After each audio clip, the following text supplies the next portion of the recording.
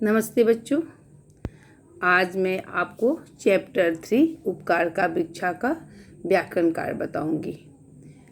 मैं चैप्टर आपको बता चुकी हूँ, प्रश्नोत्तर भी पार्ट 2 करके मैं बताई हूँ और पार्ट 3 में व्याकरण कार्य बताऊंगी कत्वा प्रत्यय, जो पेज नंबर 25 से शुरू होगा। पठन्तु इमाम मम दिनचर्याम, कह रहा है पढ़ो मेरे इन दिनचर्याओं को। तो देखिए यहाँ पर बड़े अच्छे से दिनचर्या, और आप अपना परिचय भी दे सकते हैं, बहुत अच्छे तरीके से दे सकते हैं। तो यहाँ पे हो रहा है बेटा, अहम प्रातः उत्तिष्ठामि, मैं सुबह उठता हूँ। दंत धावनम कृत्वा, काले मोटे अक्षर को ध्यान से देखिएगा। दंत धावनम कृत्वा, देखिए यहाँ पर ये ब्रश कर रहे हैं। दंत धावनम कृत्वा उपवनम गच्छामि, बगीचे को जाता हूँ। उपवने खेलित्वा, बगीचे में खेल कर। गृहम आगच्छामि, घर आता हूँ। गृहे ईश्वरम ध्यातव्या, घर में ईश्वर को ध्यान करके। पठितुम, पढ़ने के लिए। विद्यालयम गच्छामि, विद्यालय जाता हूँ। तत्र पठित्वा, वहाँ पढ़कर। गृहम आगच्छामि, घर आता हूँ। गृहे पाठम पठित्वा, घर में पाठ पढ़कर। साथ पुनः सायं, पुनः खेलितुम बहि गच्छामि, और शाम के समय में खेलने के लिए बगीचे में बाहर जाता हूँ। तत्र मतलब वहाँ पर। मित्रेश, यानी मित्रों के साथ।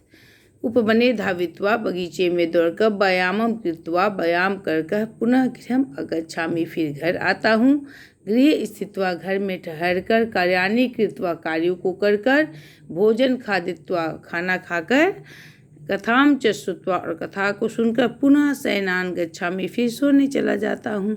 सायंकाले अहम सदा ईश्वरम स्मृत्वा एव शयनम करोमि, और शाम के समय में ईश्वर को याद करके सो जाता हूँ। अब ये जितने स्थूल पद यानी काले मोटे अक्षर में लिखे गए हैं, ये सारे कत्वा प्रत्यय। मैंने कहा है, आपको बताया है कत्वा प्रत्यय की परिभाषा। आपने ध्यान दिया होगा कि मैंने कहा कि और कथा सुनकर, दौड़ कर, करके, पढ़ के, ये सारे कर या कर के अर्थ में धातु के साथ कत्वा प्रत्यय लगाते हैं। जैसे पढ़कर, जाकर, दौड़कर, और कत्वा में क का लोप होता है, त्वा से बच जाता है, जैसे पठितो कत्वा पठित्वा। तो यहाँ पर जितने काले मोटे अक्षर हमने लिखे थे उनको यहाँ लिखना है। उनकी हिंदी मैंने लिख दी। जैसे खेलित्वा का अर्थ होता है खेल कर। ध्यात्वा का अर्थ होता है ध्यान करके। पठित्वा का अर्थ होता है पढ़कर। धावित्वा का अर्थ होता है दौड़ कर।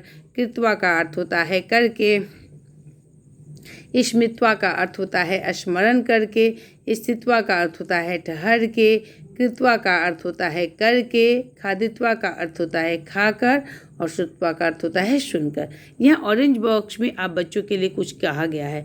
त्वा इति अंश, यानी त्वा ऐसा अंश, संस्कृते कत्वा प्रत्यय से अंश अस्ति, वह कत्वा प्रत्यय का अंश है।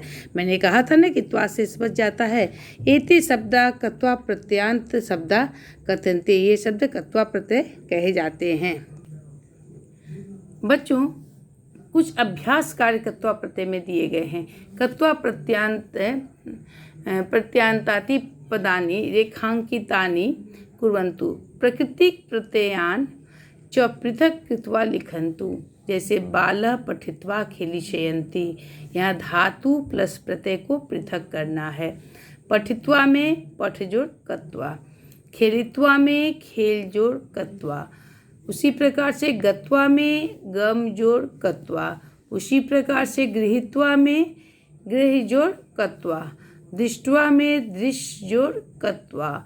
श्रुत्वा में श्रु जोड़ कत्वा, और भूत्वा में भू जोड़ कत्वा। क्वेश्चन नंबर 2, कत्वा प्रत्ययम योजित्वा मंजूषाया उचित उत्तरम चित्वा रिक्त स्थाने पूरयन्तु।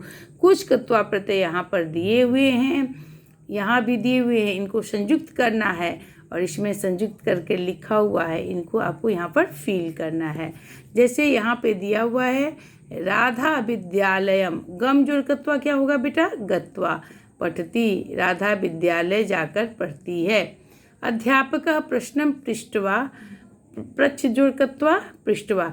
देखिए यहाँ पर पृष्ठवा दिया हुआ है, तो हमने यहाँ पर इसको डाला है। अच्छा, क्वेश्चन नंबर 3, राधा प्रश्नस्य उत्तरम न दत्वा, दा जोड़ कत्वा क्या हो जाएगा? दत्वा। इसमें दिया हुआ है दत्वा ऊपर में। उसके बाद क्वेश्चन नंबर 4, राधा कथति अहम पाठम स्मृत्वा, याद करके। क्वेश्चन नंबर 5, कृषिका कार्यम कृत्वा, करके। वयम उदाहरणानि दृष्ट्वा दृश्य कत्वा, देखकर कार्य करेंगे। तो इसमें कत्वा प्रत्यय का दिया हुआ है, आपको जोड़ के लिखना है, यानी संयुक्त करके लिखना है। गम जोड़ कत्वा गत्वा, पृष्ठ जोड़ कत्वा पृष्ठवा, दा जोड़ कत्वा दत्वा, स्मृति जोड़ कत्वा स्मृत्वा, क्रि जोड़ कत्वा कृत्वा और दृष्ट्वा। इस तरह से दिया हुआ है। अब कुछ यहाँ पे दिया हुआ है कि कर या कर के अर्थ में लेप प्रत्यय भी लगाए जाते हैं। कब? जब धातु के पूर्व कोई उपसर्ग आ जाता है तो कत्वा की जगह हम लेप प्रत्यय का प्रयोग करते हैं। कर या कर के अर्थ में यदि धातु के पूर्व कोई उपसर्ग आ जाए तो हम कत्वा की जगह लेप कर देते हैं। जैसे गम जो कत्वा गत्वा, जाकर, और वही गम का जाकर उपसर्ग लगने के बाद धातु बिल्कुल बदल जाती है। गम मीन्स जाना, और उसी में गच्छति मीन्स जाता है। अगर आ गच्छति लगा देंगे तो आता है, बदल जाएगा। तो यहाँ पर आ जोड़ गम जो ले आगम में आकर, यहाँ गत्वा जाकर, यहाँ आ उपसर्ग लगने से आगम में यानी आकर। उसके बाद है दा जोड़ कत्वा दत्वा, आ जोड़ दा जोड़ लेप आदाय लेकर। स्मृति जोड़ कत्वा स्मृत्वा, याद करके। बी जोड़ स्मृत जोड़ लप स्मृत, भूल कर। पठ जोड़ कत्वा पठित्वा, पढ़कर। सम जोड़ पठ जोड़ लप संपठ, अच्छी तरह से पढ़कर समझकर। अब बच्चे आगे कुछ बातें आप लोग को बताई गई हैं। ध्यानेन पठन्तु अवगच्छन्तु च, ध्यान से पढ़िए और समझिए। स उद्यानम गत्वा क्रीडति, वह बगीचे में जाकर खेलता है। स उद्यानात् आगत्य अपि क्रीडति, वह उद्यान से आकर खेलता है। यह जाकर खेलता है, यह आकर खेलता है। ऊपर वाला सेंटेंस कत्वा प्रत्यय है, नीचे वाला ल्यप प्रत्यय है। सह गुरुम नत्वा पठति, ये कत्वा प्रत्यय सेंटेंस हो गया। सह गुरु प्रणम में, चूंकि यहाँ प्र उपसर्ग लगा हुआ है इसलिए यहाँ पर वो सह गुरुम प्रणम में पठति, गुरु को प्रणाम करके पढ़ता है। बालः पठित्वा लिखति, बालक पढ़कर लिखता है। बालः संपठ्य लिखति, बालक समझकर लिखता है। स गृहम त्यक्त्वा वनम अगच्छत, वह घर छोड़कर वन को जाता है। सह सर्वम परित्यज्य तपस्याम अकरोत, सब कुछ छोड़कर तपस्या करता है। तो यहाँ कत्वा और लेप का उदाहरण दिया गया था।